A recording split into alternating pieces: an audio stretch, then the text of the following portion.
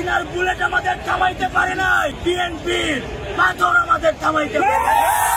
যারা এবার নতুন করে হাসিনা হয়ে ওঠার চেষ্টা করবে তাদের সম্মুখে বাধা হয়ে আমরা বিএনপির অনেক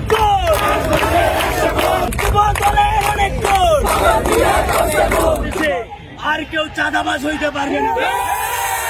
নতুন বাংলাদেশে আর কোন দখলদারিত্ব চলবে না। নতুন বাংলাদেশে আর কেউ সন্ত্রাসবাদ কায়েম করতে পারবে না।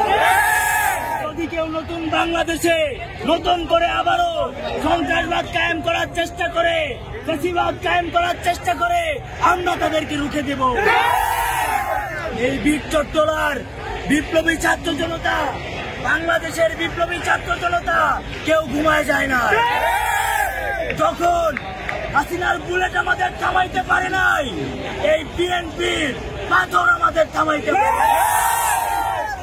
আমরা পরিষ্কার ভাবে বলতে চাই, আমাদের অবস্থান স্পষ্ট। যারাই সন্ত্রাসবাদ কায়েম করার চেষ্টা করবে, যারা এই দেশে দখলদারিত্ব করার চেষ্টা করবে, যারা আবার নতুন করে হাসিনা হয়ে ওঠার চেষ্টা করবে, তাদের সম্মুখে বাধা হয়ে আমরা